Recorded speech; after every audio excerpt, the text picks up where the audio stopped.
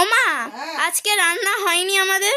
রান্না হয়ে গেছে, রান্না হয়ে গেছে, ভাইয়ের খাওয়ানো হয়ে গেছে।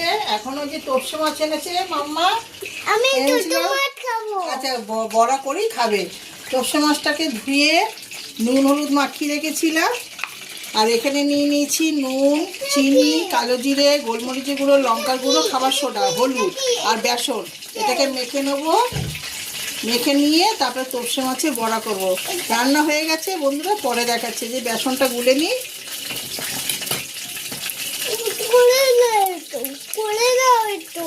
আচ্ছা কোলে নেবে, দাঁড়াও, তুমি দেখতে পাচ্ছ না? যখন রান্না হবে তখন তোমার কোলে নেবে। এই যে বেসনটা গুলিয়ে নিচ্ছি। কড়াতে তেলও দিয়ে দিয়েছি বন্ধুদের দেখিয়ে দে।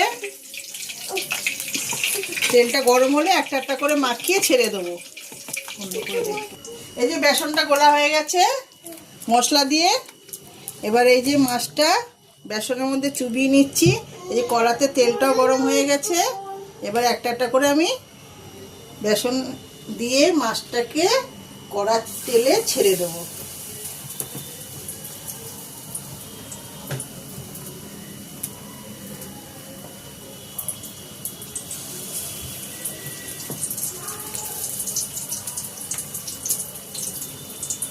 ভাত দিয়েও ভালো লাগে, শুধুও সস দিয়ে ভালো লাগে। এখন নাতনি কিভাবে খাবে জানি না, তখন দেখাবো কিভাবে খাচ্ছে। বন্ধুরা এই যে তোপসে মাছের বড়া হয়ে গেল। এই যে প্লেটে তুলে নিই।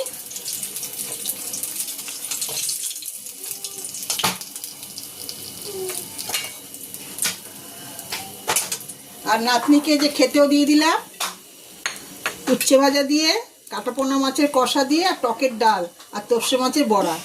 তাহলে বন্ধুরা নাতনি খেয়ে নিক তাহলে।